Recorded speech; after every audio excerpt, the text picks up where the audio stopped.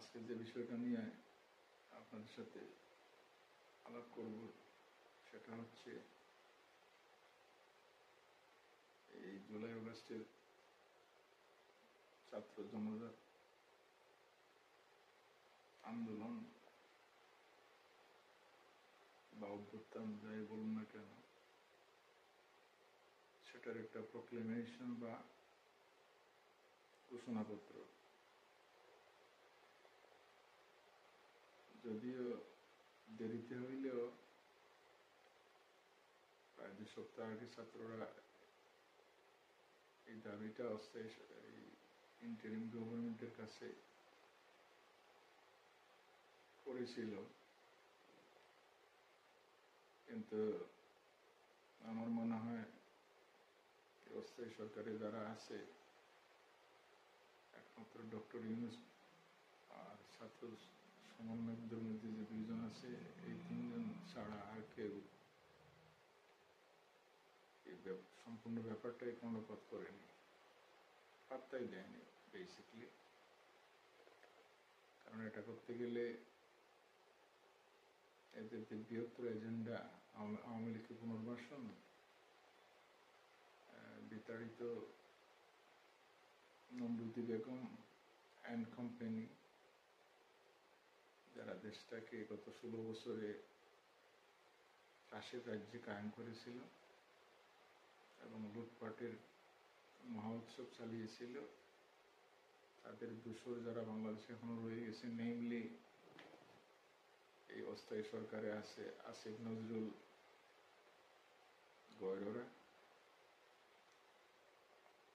এবং আসিফ নজরুলের নেপথ্যে থাকা আসিফ নজরুলের গুরুরা। নাম নিতে গেলে ডেইলি স্টার, প্রথম আলো, 71 টিভি, আরও অনেকগুলো টিভি চ্যানেল এবং অনেকগুলো সাংবাদিক নামের কলঙ্ক। আর জায়গায় জায়গায় হাসিনার মদতপুষ্ট, হাসিনার এবং আওয়ামী লীগ সরকারের সিম্পেথাইজার, যে বিভিন্ন জায়গায় বহাল তবিয়তে এখনো বসে আছে। তাদের কারণে আমার মনে হয় এরা কোনো ঘোষণাপত্র দিতে রাজি হবে না। আর যদি আদৌ কোনো প্রেশারের কারণে ছাত্র জনতার দাবির পরিপ্রেক্ষিতে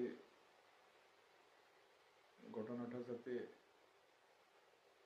আরো খারাপের দিকে না যায়, সেই দৃষ্টিভঙ্গি থেকে যদি কোনো কিছু করেও, কোনো ঘোষণা দেয়, তাইলে সেটা ছাত্রদের মনোভূত হবে না।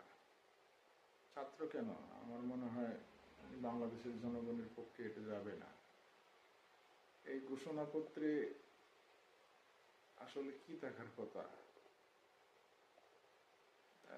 ইন আইডিয়াল ওয়ার্ল্ড এই ঘোষণাপত্রে অথবা প্রক্লেমেশনে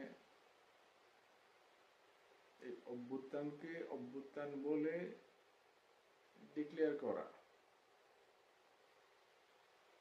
এটার ভ্যালিডিটি স্বীকার করা, আর কোন পরিপ্রেক্ষিতে কি ব্যাকগ্রাউন্ড ছিল, কোন কারণে এই অভ্যুত্থানটা ঘটলো, এবং অভ্যুত্থান ঘটার পরে এই যে বিতাড়িত নমরুদি বেগম দেশ ছেড়ে পালিয়ে গেল, কোন অবস্থাতে গেল, ওকে পালিয়ে যেতে কে কে সাহায্য করলো, তার যে দোসররা, সাঙ্গপাঙ্গরা কে কোথায় গেল, এখনো দেশে আছে, কেউ কেউ এখনো দেশে আছে কিনা। প্রথম আমরা শুনলাম এই প্রধান সেনাপতি, আর্মি চিফ, প্রায় 600 থেকে 700 আওয়ামী যুক্তরাজ্যের সাঙ্গপাঙ্গরা বিভিন্ন ক্যান্টনমেন্টে শেল্টার নিয়েছে। এদের শেল্টার দেওয়া হয়েছে, রাজারহালে আছে। আর কোনো বিচার এদের এদের বিরুদ্ধে কোনো মামলা হচ্ছে না, এরা কোনোদিন বিচারের সম্মুখীন হবে। আর এতক্ষণে সম্ভবত অর্ধেকের বেশি বাইরে পাঠিয়ে দেওয়া হয়েছে বিভিন্ন লোকের মাধ্যমে, বিভিন্ন লোককে ম্যানেজ করে, এয়ারপোর্ট অথরিটিকে ম্যানেজ করে, ফ্লাইটের সব অ্যারেঞ্জ করে, প্রেশার দিয়ে অর্ধেকের বেশি বাইরে চলে গেছে। এতক্ষণে যদি কিছু লোক এখানে থাকেও, বাংলাদেশে যদি থাকেও, তাইলে এরা ওই আর্মি চিফের শেল্টারে, আর্মি চিফের সিকিউরিটিতে, বাংলাদেশের বিভিন্ন আর্মি ব্যারাকে অথবা কোনো ব্যক্তিগত সিকিউর কোনো প্রপার্টিতে এদের রাখা হচ্ছে, এদের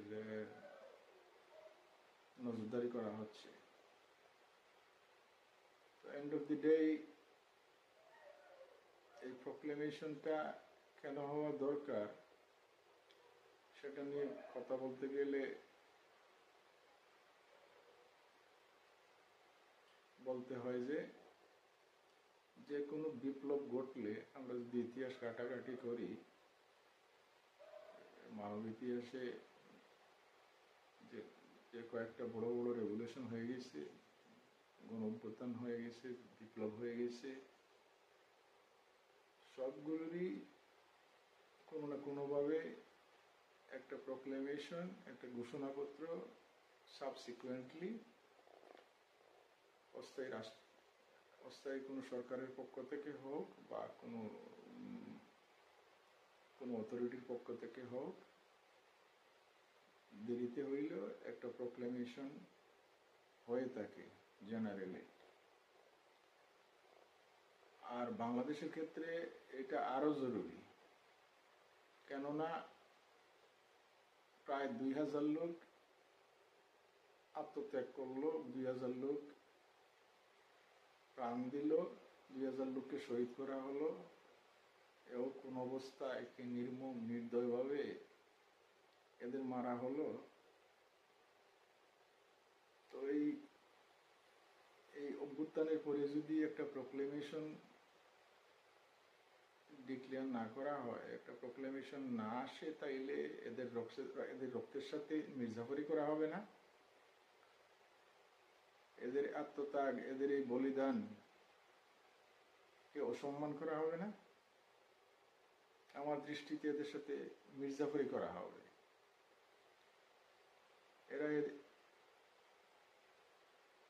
এদের এই বলিদানের পিছনে তো কারণ একটাই, সুন্দর একটা বাংলাদেশ গড়ার জন্য এরা প্রাণ দিয়েছে,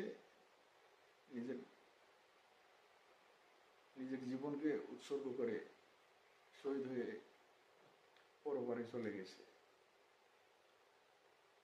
তারপরে এই যে অস্থায়ী সরকারের মধ্যে যে লোকগুলো আছে, এই কুমোরভঙ্গা ডক্টর ইউনূসের যে সরকার, এরা তো এখন পর্যন্ত সিগনিফিকেন্ট কোনো কিছু করেনি বাংলাদেশের আপামর জনগণের স্বার্থে। এই কিছু দুর্নীতিবাজ আওয়ামী দালাল, আওয়ামী লুটেরা বাহিনীর কিছু কিছু সদস্যদের ধরা হয়েছে, কিন্তু এদের যতটুকু জানা যায় এরা হাজতে থাকলেও, জেলে থাকলেও রাজারহালে আছে। এদের প্রথম দেখতাম এদের হাত কড়া পরিয়ে, মাথায় হেলমেট লাগিয়ে এদের কোর্টে আনা নেওয়া করা হতো, কিন্তু ইদানিংকালে দেখা যায় যে এদের হাতে হাত কড়াই নাই, স্যুট বুট লাগিয়ে প্রায় নবাবজাদার মতো কোর্টে আসা যাওয়া করতেছে, কিছু পুলিশ এসকর্ট করতেছে, এমনকি হাতে পর্যন্ত ধরতেছে না। চাইলে এরা পালাইতে পারে, এদের দলবল যদি এই কোর্টে আনানোর সময় দলবদ্ধ হয়ে অ্যাটাক করে, তাহলে এদের ছিনিয়ে নিয়ে যেতে পারে। অবাস্তব কিছু না। তো এই হচ্ছে বর্তমান অবস্থা। তো এই বিপ্লব আর এই গণ অভ্যুত্থান প্রায় মাঠে মারা যাচ্ছে। যে উৎসাহ উদ্দীপনা মানুষের ভিতরে ছিল, ছাত্র সমন্বয়কদের ভেতরে ছিল, সেটার অর্ধেকও এখন আর দেখতে পাওয়া যায় না।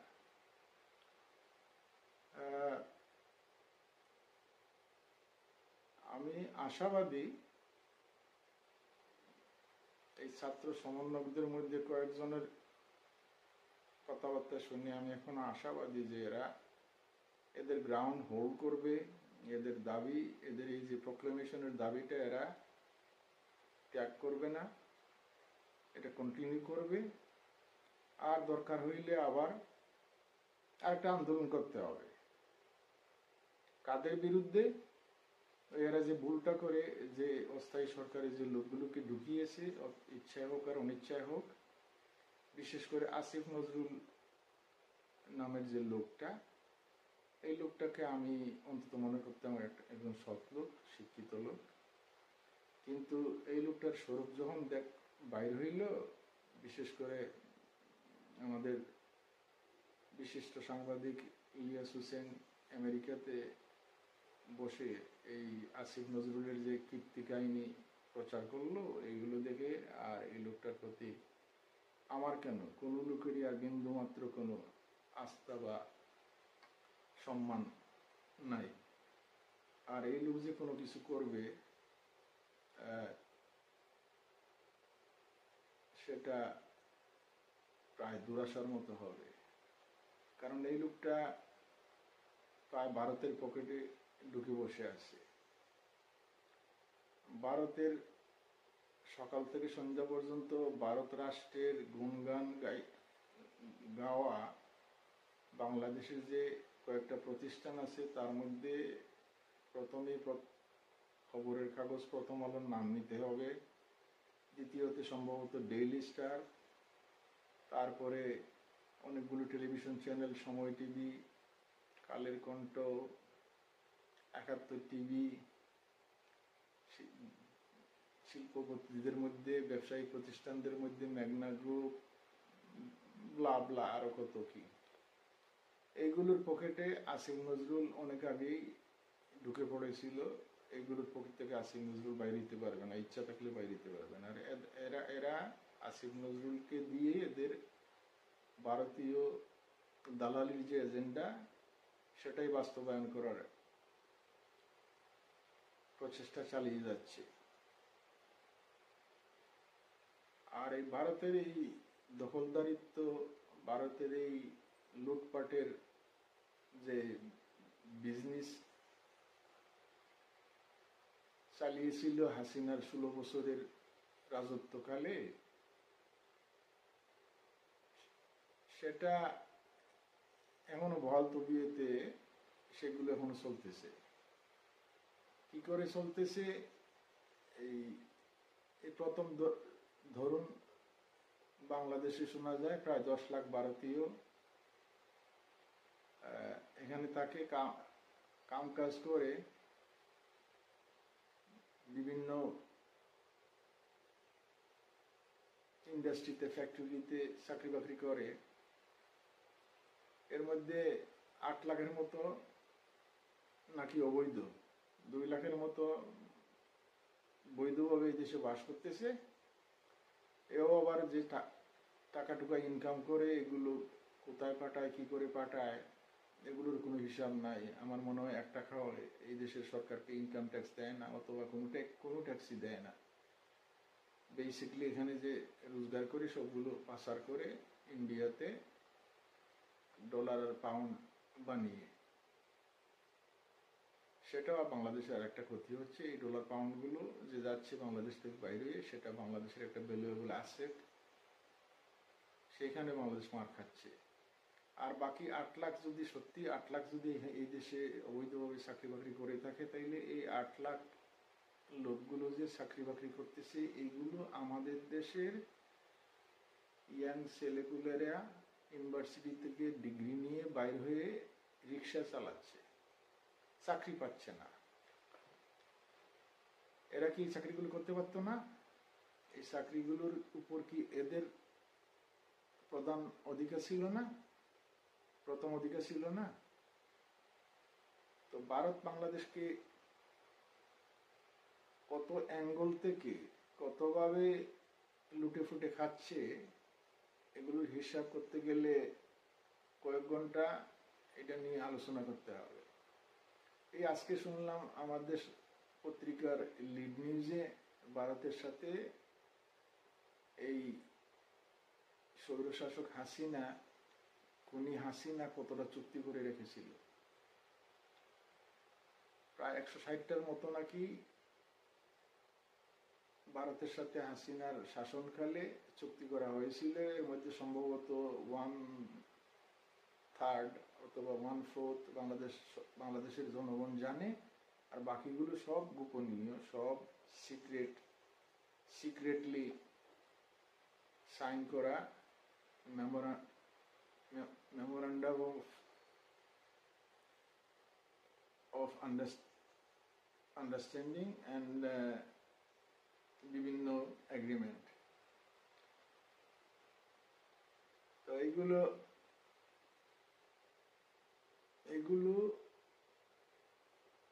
সবই শুধু একটা জিনিস মাথায় রেখে করা হয়েছে, যেটা হচ্ছে ভারতের পারপাস সার্ভ করা। এখানে বাংলাদেশ কি পেল? এই চুক্তিগুলো কি সমতার ভিত্তিতে হয়েছে, নাকি এই চুক্তিগুলো একতরফা? আর এই একতরফা চুক্তিগুলোর কারণে বাংলাদেশ কতটুকু ক্ষতির সম্মুখীন হইল, বা বাংলাদেশের জনগণ কতটুকু নিজের সম্পদ থেকে, নিজের বৈধ প্রাপ্য দাবি থেকে বঞ্চিত হইল, সেগুলো নিয়ে আমার মনে হয় আওয়ামী লীগের কোনো একটা লোক, কোনো একটা নেতা কোনোদিন এটা নিয়ে মাথা গামিয়েছে, অথবা এটা নিয়ে ভাবছে, কোনো চিন্তা ছিল এদের। এই চুক্তিগুলোর মধ্যে মারাত্মক যে চুক্তিগুলো হয়েছে সেগুলো হচ্ছে বাংলাদেশের কয়েকটা বন্দর ব্যবহার করতে দেয়া, বাংলাদেশের নদী ব্যবহার করতে দেয়া, বাংলাদেশের উপর দিয়ে ট্রানজিট দেয়া। এটা দুই প্রকারের হয়েছে, একটা বাই রোড, কমার্শিয়াল 30-35 টনের ট্রাক বাংলাদেশের একদিকে ঢুকে আরেকদিকে বাইরে গিয়ে এদের কয়েকটা রাজ্যে জিনিসপত্র আনা নেওয়া করা।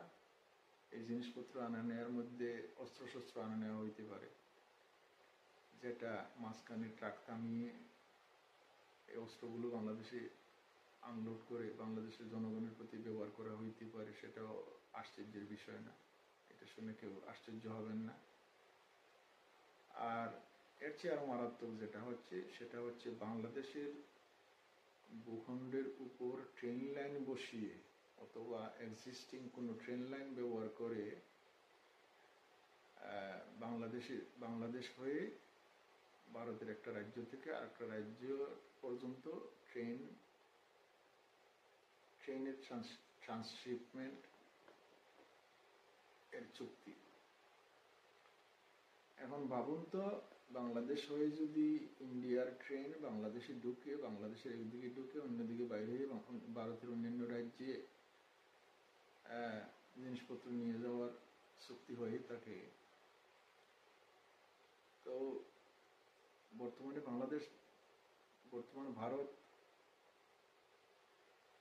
যে পলিটিক্যাল পরিস্থিতি বিরাজমান, ভারতের ক্ষমতায় যে উগ্র হিন্দুত্ববাদী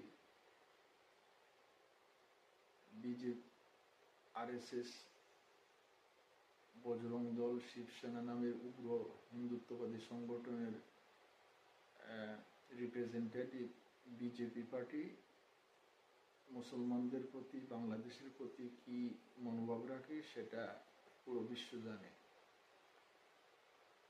আর এদের পুডল, এদের তাবেদার, এদের পদলেহনকারী কুকুরের চেয়ে আরো নিকৃষ্ট এই মহিলাটাকে যে গদিতে বসিয়ে রেখে যে সুবিধা ভোগ করেছে ভারত এতদিনে, এই সুবিধা থেকে ভারত বঞ্চিত হওয়ার পরে ভারতের উগ্র হিন্দুত্ববাদী নেতারা দিশেহারা হয়ে পড়েছে। কি করে বাংলাদেশের লোকজনকে পিটিয়ে মেরে, সম্ভব হইলে বাংলাদেশ দখল করে এর বদলা নেবে, এরা ভেবে কুলিয়ে উঠতে পারতেছে না। তো এই পরিস্থিতিতে যদি বাংলাদেশের ভূখণ্ডের ভিতর দিয়ে ভারতের এক রাজ্য থেকে আরেক রাজ্যে ট্রেন চালিয়ে জিনিসপত্র আনা নেওয়া করে, এখন এই জিনিসপত্রগুলো যদি বেসিক মানুষের দৈনন্দিন ব্যবহার্য জিনিসপত্র না হয়ে অস্ত্রশস্ত্র হয়, তখন বাংলাদেশে কি হবে? ধরেন আপনি ত্রিপুরা থেকে ফেনী হয়ে বা আখাউড়া হয়ে বাংলাদেশে ঢুকলো কুমিল্লার দিকে, মাঝখানে কোথাও ট্রেনটা দাঁড় করিয়ে 30টা 40টা 70-80টা বগি টানতে পারে এক একটা ট্রেনে, কটা লোকোমোটিভ। ট্রেনটা দাঁড় করিয়ে পুরো ট্রেন ভর্তি অস্ত্রশস্ত্র নামিয়ে কুমিল্লা দখল করে নিল, চট্টগ্রাম অঞ্চল দখল করে নিল, বা চট্টগ্রাম অঞ্চলে সৈন্য মোতায়েন করে ফেললো, তখন কি বাংলাদেশের এই শক্তি আছে? কয়েক হাজার লোক না মারা গেলে এই ভারতীয় এই সেনাবাহিনীকে বাংলাদেশ থেকে বিতাড়িত করা? না, নাই। এটা যদি সম্ভব হয়ও, তাইলে অন্তত 10-15 বছর এদের সাথে গেরিলা ওয়ার চালিয়ে যেতে হবে। হয়তো একসময় international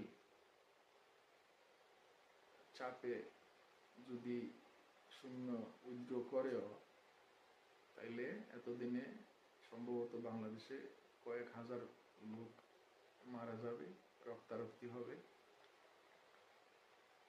Basically, the consequences is so grave if for some reason India gets the chance to invade Bangladesh. It would be catastrophic for the Bangladeshi people. অতএব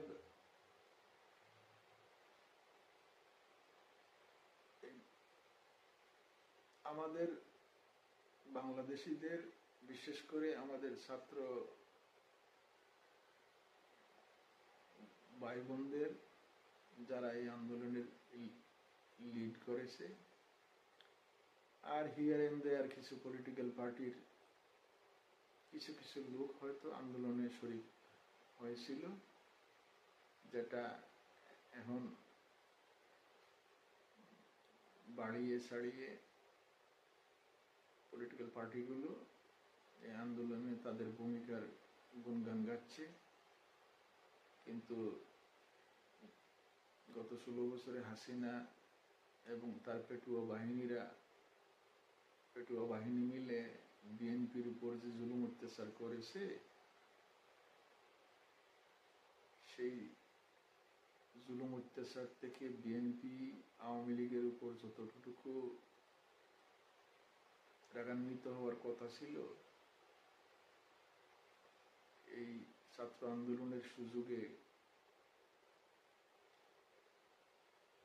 এই ঘটনার সাথে সম্পূর্ণ জড়িয়ে গিয়ে এই আন্দোলনটাকে আরো ব্যবহার করার কথা ছিল। এরকম কোনো কিছুই দেখা যায়নি বিএনপির পক্ষ থেকে। কিন্তু এখন কিন্তু বিএনপি অন্য সুরে গান গাচ্ছে। জামাত একই কাজ করেছে মোরলেস, আর বাকিদের কথা বাদই দিলাম। এখন যে কাজটা করতে হবে, এই ছাত্র জনতার, এই ছাত্র সমন্বয়করা যারা বাইরে আছে, যারা এখনো ভোকাল, যারা এখনো, যদিও এদের উৎসাহের মধ্যে একটা বাটা দেখা যাচ্ছে, এদের স্পিরিটের মধ্যে আগের চেতনাটা নাই, আগের স্ট্রেংথটা নাই। তবুও যদি এরা এদের গ্রাউন্ড হোল্ড করতে পারে আর জনতার,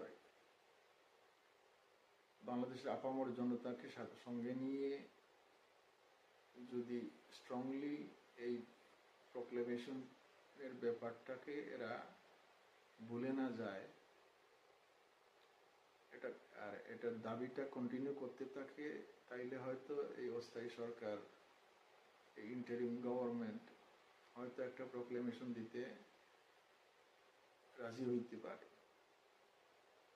আমার মনে হয় এদের বাধ্য করতে হবে এটা, এই প্রক্লেমেশনটা পাইতে গেলে। কিন্তু ছাত্রদেরও মারাত্মক ভুল হয়েছে, যেহেতু আর এদেরও দোষ দেওয়ার কোনো সুযোগ নাই, কারণ ঘটনা প্রবাহ একটু অ্যানালাইসিস করলে দেখা যায় যে আন্দোলনটা তো আসলে হাসিনার পতনের জন্য শুরু হয়নি। আন্দোলনটা বেসিকলি শুরু হয়েছিল এই যে অসম কোটা সিস্টেম কায়েম করে রেখেছিল এর বিরুদ্ধে। ওই কোটা আন্দোলন থেকে ওয়ান লেড টু অ্যানাদার, এমন এক ঘটনা প্রবাহে, এমন এক পরিস্থিতিতে আন্দোলনটা গিয়ে দাঁড়ায়, যখন ছাত্ররা আর দেখে যে এই সুযোগে দেশে একটা পরিবর্তন আনা যেতে পারে, আর এই ফ্যাসিস্ট ডিকটেটর আওয়ামী ধর্মের অনুসারীদের দেশ থেকে বিতাড়িত করার একটা সুযোগ হয়তো তৈরি হয়েছে, এটা কাজে লাগানো যেতে পারে। তখন থেকে স্পন্টেনিয়াসলি, উইদাউট এনি হোমওয়ার্ক,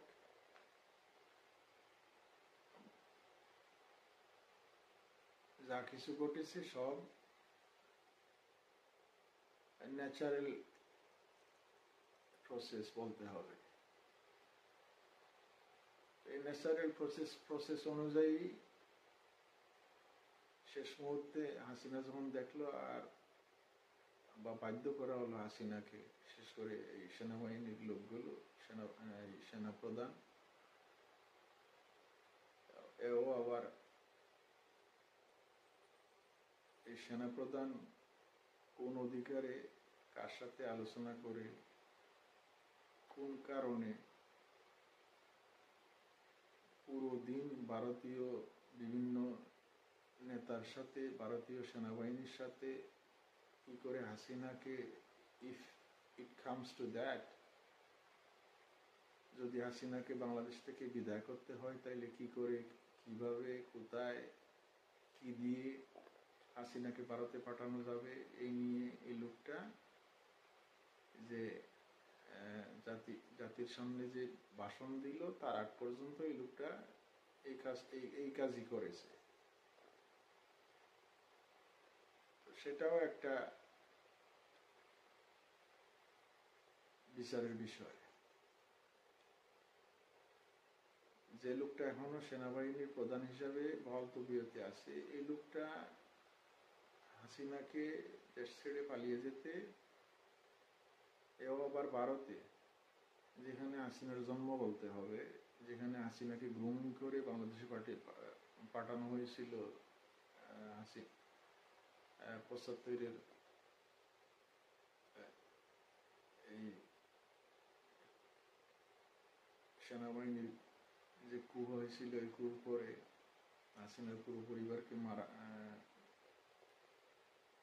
মারার পরে হাসিনাকে গ্রুমিং করে অনেকদিন ভারতে রেখে, ভারতের ব্রেন ওয়াশ করে হিন্দুত্ববাদী আইডিওলজির ভিতরে একদম পাকাপোক্ত করে ঢুকিয়ে দিয়ে বাংলাদেশে চালান দেওয়া হয়েছিল। সেখানেই ওকে পাঠানো হয়েছে। আরো দু এক জায়গায় চেষ্টা করলেও সফল হয়নি, আর আমার মনে হয় চেষ্টা করেনি, কারণ অন্য কোথাও যাওয়ার দরকার নাই। যে বাবার দেশে হাসিনা লালিত পালিত হয়েছে, ওখানে যাওয়ার কথা, ওখানে গেছে। আর ওখানে গিয়ে এমনিতেই বসে থাকেনি। ওখানে গেলেও এত কিছুর পরে হাসিনা এখনো গ্যারান্টি দিয়ে আমি বলতে পারি এই মহিলাটার যে সাইকোপ্যাথিক টেন্ডেন্সি আছে, একটা সম্পূর্ণ ক্লিনিক্যাল সাইকোপ্যাথ এই মহিলাটা।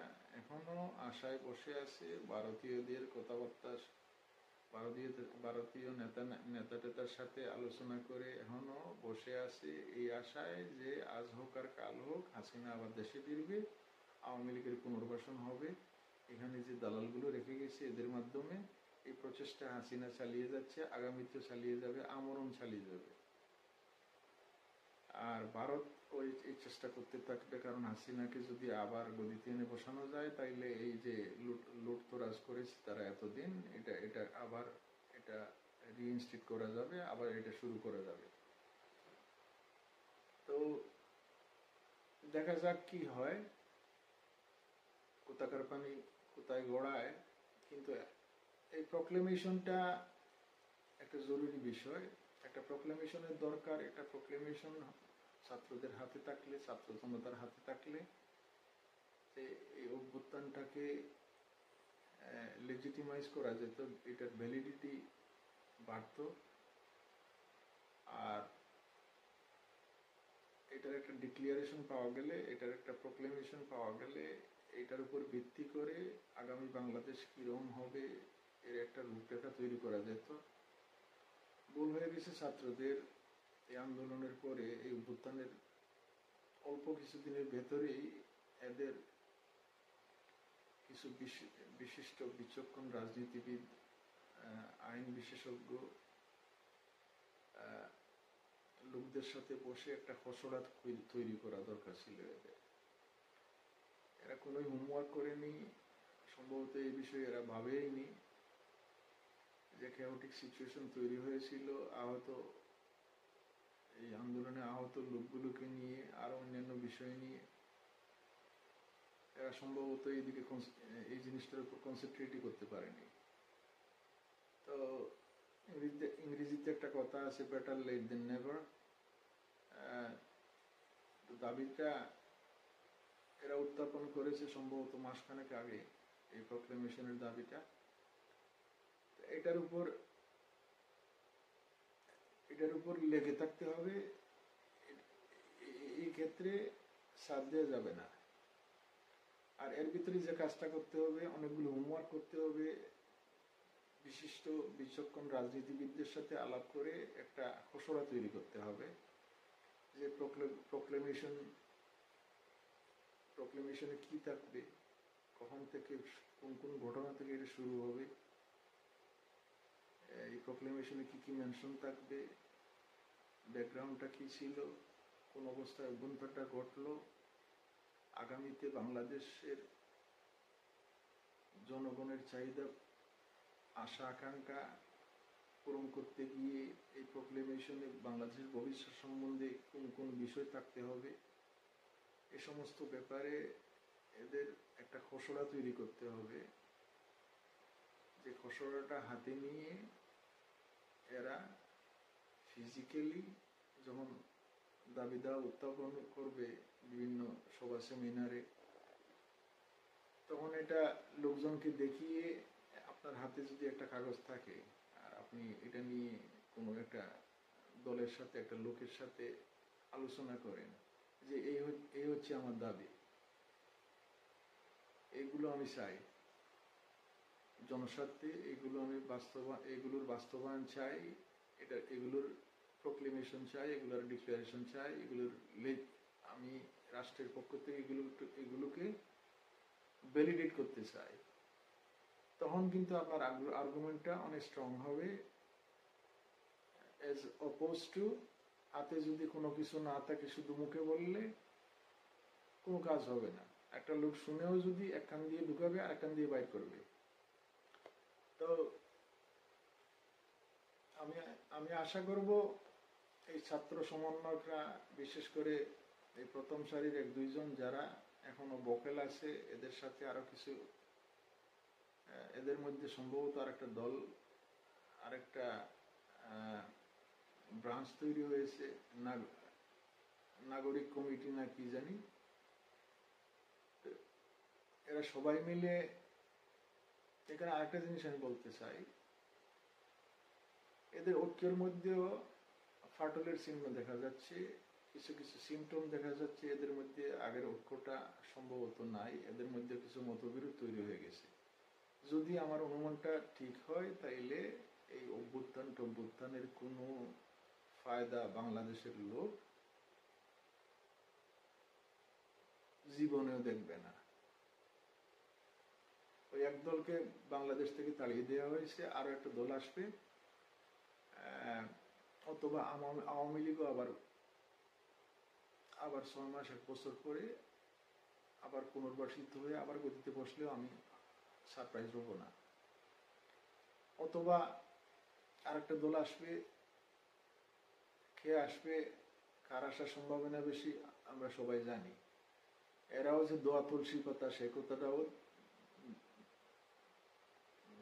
হলফ করে বলা যাবে না। তো এরাও যদি,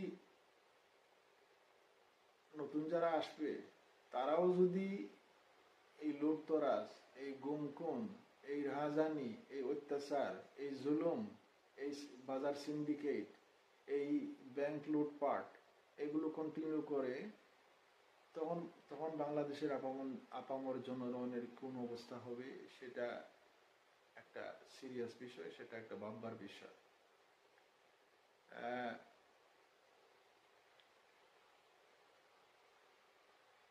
ইংরেজিতে আরেকটা প্রবাদ আছে, better the devil you know than the one you don't।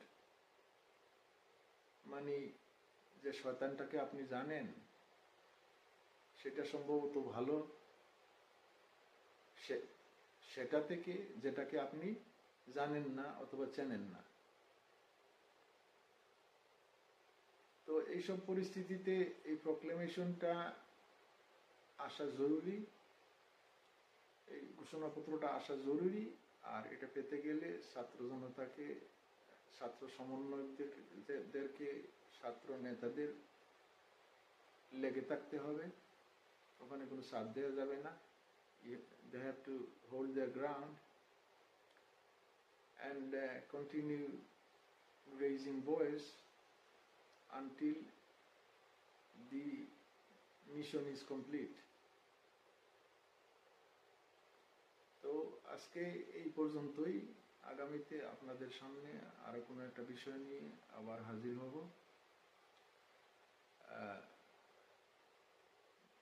আপনাদের কথাবার্তা শুনবো,